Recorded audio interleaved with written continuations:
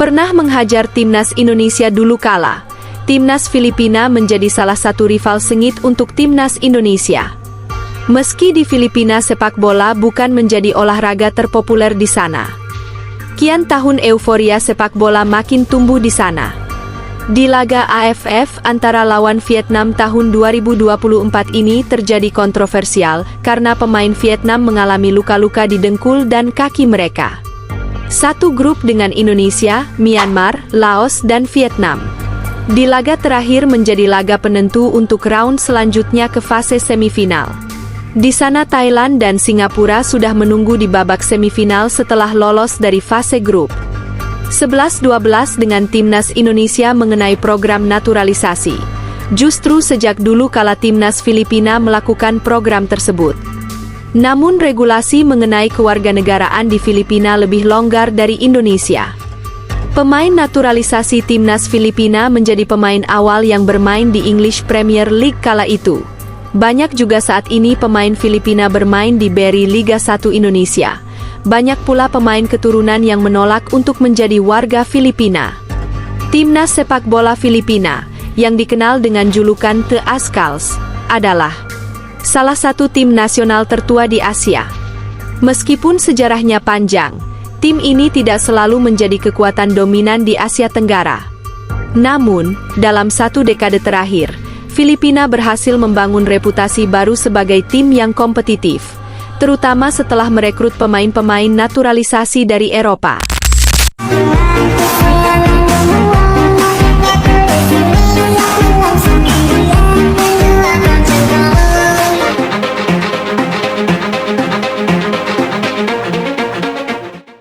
Pada pembahasan ini, kita akan membahas perjalanan lengkap timnas Filipina dari awal pembentukannya hingga era modern.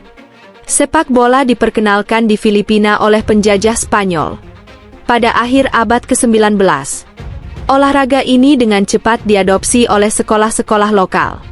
Salah satu momen penting dalam sejarah sepak bola Filipina terjadi pada 1913, ketika negara ini berpartisipasi dalam Far Eastern Championship Games (FEC), sebuah turnamen yang diikuti oleh negara-negara Asia Timur dan Asia Tenggara. Pada edisi 1913, Filipina mencatat kemenangan penting dengan mengalahkan Tiongkok 2-1.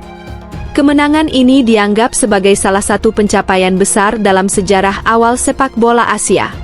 Selama 1920-an dan 1930-an, Filipina secara rutin berpartisipasi di FEC, tetapi mereka mulai kesulitan menghadapi kekuatan baru dari Jepang dan Tiongkok.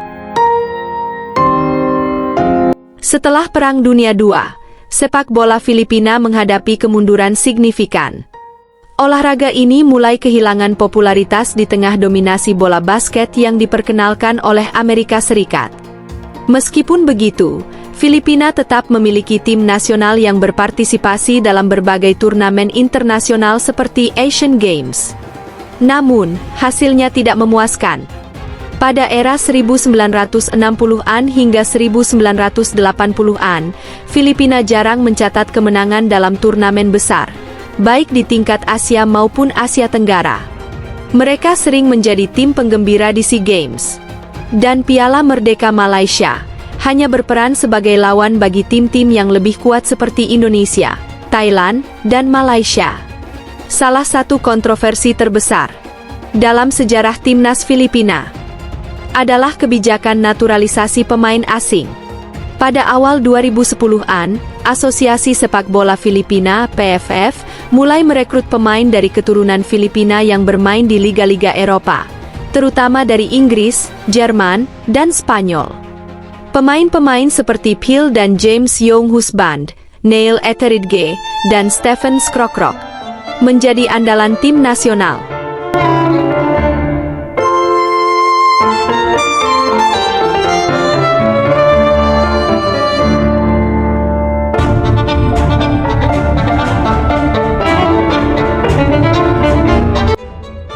Kalau di Indonesia baru aja ramai-ramai mengenai soal naturalisasi, sesungguhnya bukan barang baru. Di dunia sepak bola Asia Tenggara, tim nasional Filipina telah melakukan program ini sejak belasan tahun yang lalu. Naturalisasi timnas Filipina hampir sama dengan yang dilakukan timnas Indonesia saat ini. Timnas Filipina menyasar pemain berbakat yang memiliki garis keturunan 11-12 dengan timnas Indonesia. Diaspora Filipina memang banyak tersebar di seluruh dunia. Hal tersebut sehingga membuat pemain naturalisasi di skuad timnas Filipina cukup variatif. Timnas Filipina menjadi lawan untuk timnas Indonesia di grup B Piala AFF 2024 ini. Mereka bertanding di Stadion Manahan, Solo, Jawa Tengah, pada Sabtu malam tanggal 21 Desember 2024. Timnas Filipina akan menurunkan pemain naturalisasi mereka dalam laga itu. Di antaranya, Adrian Ugelvic, Christian Rontini, Michael Kempter, dan Zico Bailey. Bagi timnas Filipina cukup mudah untuk melakukan proses naturalisasi. Hal ini karena didasarkan peraturan kewarganegaraan di negara Filipina. Regulasi di negara Filipina memperbolehkan warganya memiliki kewarganegaraan ganda. Sementara itu untuk Indonesia menganut aturan kewarganegaraan tunggal atau seorang warga negara hanya boleh memiliki satu kewarganegaraan. Pemain yang mempunyai darah keturunan Filipina yang lahir di luar Filipina bisa memperkuat The Ascals tanpa harus meninggalkan paspor negara kelahirannya. Sejumlah pemain keturunan Filipina yang beredar di dunia sebenarnya sangat banyak termasuk yang bermain di Eropa. Namun, sayangnya tidak semua pemain top mau membela The Ascals julukan timnas Filipina. Hal itu disebabkan karena prestasi timnas Filipina tidak meyakinkan. Ditambah lagi olahraga sepak bola bukan jenis olahraga paling populer di negara tersebut. Rakyat Filipina lebih banyak yang menyukai bola basket dan tinju ketimbang sepak bola. Beragam kondisi ini menjadi alasan pertimbangan para pemain keturunan top untuk masih ragu menerima tawaran memperkuat Ascals. Banyak pula pemain Filipina yang bermain di BRI Liga 1 musim 2023-2024. Pemain Filipina, entah itu yang berstatus naturalisasi atau bukan, pernah membanjiri BRI Liga 1 tepatnya di musim 2023-2024. Pada musim itu ada 14 pemain asal negeri itu yang berlaga di Indonesia. Pemain Filipina yang bermain di Liga Indonesia di antaranya adalah Anthony Pintus, PSS Sleman, Kaik Linares, PSM Makassar, Diego Bardanca, Persis Solo, Simen Lingbo, Persik Kediri, dan Oliver Bias, Persija Jakarta. Sayangnya, cukup sedikit yang benar-benar bersinar dan bertahan lama di Liga Indonesia. Kevin Mendoza adalah satu dari sedikit yang masih bertahan. Kevin Ray Mendoza membawa Persib Bandung menjuarai BRI Liga 1 2023-2024. Sampai sekarang, ia pun masih menjadi kiper utama Maung Bandung. Meskipun kebijakan ini terbukti efektif dalam meningkatkan kualitas tim, beberapa pihak mengkritiknya. Mereka berpendapat bahwa Filipina terlalu bergantung pada pemain naturalisasi dan kurang memberi kesempatan kepada pemain lokal. Namun, pihak PFF membela kebijakan ini dengan alasan bahwa pemain keturunan Filipina juga memiliki hak yang sama untuk mewakili negara tersebut. Selain kontroversi terkait naturalisasi, Filipina juga menghadapi masalah internal. Salah satunya adalah konflik antara pemain dan pelatih. Pada 2016, pelatih Thomas Dooley terlibat perselisihan dengan sejumlah pemain senior. Beberapa pemain, termasuk Phil Young Husband, sempat dikeluarkan dari tim karena dianggap tidak sejalan dengan visi sang pelatih. Akibat konflik tersebut, Filipina sempat mengalami penurunan performa dan gagal tampil maksimal di beberapa turnamen besar, seperti Piala AFF 2016. Salah satu titik balik dalam sejarah timnas Filipina terjadi pada Piala AFF 2010. Sebelum turnamen ini, Filipina dianggap sebagai tim lemah di Asia Tenggara. Namun, mereka mengejutkan dunia dengan mengalahkan tuan rumah Vietnam 2-0 di fase grup. Kemenangan ini dikenal sebagai Miracle of Hanoi dan menjadi simbol kebangkitan sepak bola Filipina. Filipina berhasil mencapai semifinal Piala AFF 2010, pencapaian terbaik mereka di turnamen tersebut. Meski akhirnya disingkirkan oleh Indonesia dengan agregat 2-0, performa mereka di turnamen ini menginspirasi generasi baru pemain muda. Filipina berhasil lolos ke Piala Asia 2019, sebuah pencapaian besar mengingat ini adalah kali pertama mereka berpartisipasi di ajang tersebut. Meskipun gagal lolos dari fase grup, kehadiran mereka di turnamen ini dianggap sebagai bukti kemajuan sepak bola Filipina.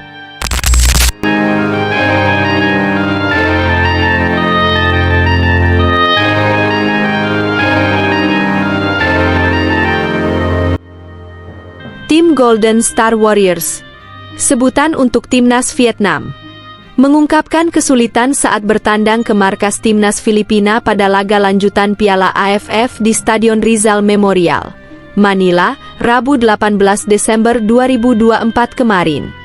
Stadion kandang Timnas Filipina tersebut menggunakan rumput sintetis sehingga membuat para pemain Vietnam kesulitan. Kondisi rumput seperti itu membuat alur bola yang menjadi tidak beraturan, hingga rumput palsu yang membuat pemain Vietnam luka-luka. Pemain Vietnam yang saat itu mencetak gol buat Vietnam, Doan Ngoc Tan, mengaku dia dan rekan-rekannya mengalami luka lecet di sekujur tubuhnya. Rumput hari ini benar-benar asing bagi tim Vietnam. Kerasnya lapangan dan pantulan bola sangat tidak nyaman. Saya dan pemain lainnya mengalami lecet di sekujur lengan dan kaki. Sungguh sulit untuk bermain, kata Doan Ngoc Tan. Tidak hanya Doan Ngoc Tan yang mengalami luka-luka karena rumput sintetis di markas Timnas Filipina. Kapten Timnas Vietnam, Du Duy Man, mengalami luka-luka dan berdarah di bagian lututnya. Kapten Duy Man mengalami lutut berdarah karena berulang kali terjatuh di sana. Sepertinya rumput stadion Filipina ini lebih parah daripada rumput GBK pemirsa. Timnas Vietnam tampak mengalami kesulitan ketika bertandang ke markas Filipina tersebut. Mereka gagal memanfaatkan peluang menang untuk memastikan lolos ke semifinal Piala AFF 2024 saat melawan Filipina kemarin. Tim asuhan Kim Sang-sik itu nyaris dikalahkan Filipina di Rizal Memorial. Usai tertinggal lebih dulu oleh gol Jarve Gayoso pada menit ke-68. Tim Golden Star Warriors baru bisa menyamakan kedudukan lewat gol Doan Ngoc Tan ketika jam wasit menunjukkan injury time babak kedua berjalan 7 menit. Pertemuan pertama antara Filipina dan Timnas Indonesia terjadi di turnamen SEA Games dan Piala Merdeka Malaysia pada 1960-an dan 1970-an. Dalam pertemuan tersebut, Indonesia seringkali menang dengan skor telak. Rivalitas kedua tim masih belum menonjol pada era ini, karena Filipina dianggap sebagai tim lemah di kawasan Asia Tenggara. Piala AFF 2010 menjadi titik awal dari rivalitas baru antara Indonesia dan Filipina. Keduanya bertemu di semifinal, dan Indonesia menang dengan agregat 2-0. Namun, pada pertandingan ini, Filipina mulai menunjukkan kualitas yang lebih baik dibandingkan edisi-edisi sebelumnya. Sejak saat itu, Filipina mulai dipandang sebagai rival yang serius oleh Indonesia. Setiap pertemuan kedua tim di Piala AFF atau laga persahabatan selalu ditunggu-tunggu oleh para penggemar sepak bola. Pada Piala AFF 2020, Filipina dan Indonesia kembali bertemu di babak grup. Dalam laga ini, Indonesia berhasil menang dengan skor 4-2. Meski begitu, Filipina menunjukkan perlawanan yang gigih, bahkan sempat menyamakan kedudukan di babak pertama. Phil Young Husband adalah salah satu pemain paling ikonik dalam sejarah Filipina. Dengan lebih dari 100 caps dan 50 gol, dia menjadi pencetak gol terbanyak sepanjang masa. James Young Husband adalah kakak dari Phil Young Husband, juga menjadi pilar penting tim nasional. Neil Etheridge, kiper yang bermain di Liga Inggris bersama Cardiff City. Etheridge dikenal sebagai pemain Filipina pertama yang tampil di English Premier League (EPL). Stephen Scrockrok, gelandang serba bisa yang membawa kreativitas ke lini tengah Filipina. Perjalanan timnas sepak bola Filipina adalah kisah transformasi dari tim lemah menjadi kekuatan yang diperhitungkan di Asia Tenggara. Dari kemenangan di Far Eastern Games 1913 hingga kebangkitan di Piala AFF 2010, Filipina membuktikan bahwa mereka mampu bersaing di level internasional. Rivalitas mereka dengan Indonesia juga semakin menarik. Dulu, Indonesia seringkali menang dengan skor besar, tetapi saat ini, Filipina telah menjadi lawan yang tangguh. Pertandingan antara kedua tim kini penuh dengan tensi tinggi, baik di lapangan maupun di media sosial. Dengan dukungan dari pemain-pemain keturunan Eropa dan kebangkitan sepak bola domestik, Filipina memiliki potensi besar untuk menjadi kekuatan dominan di Asia Tenggara di masa depan. The Azkals telah bangkit, dan mereka siap mengejar mimpi lebih besar.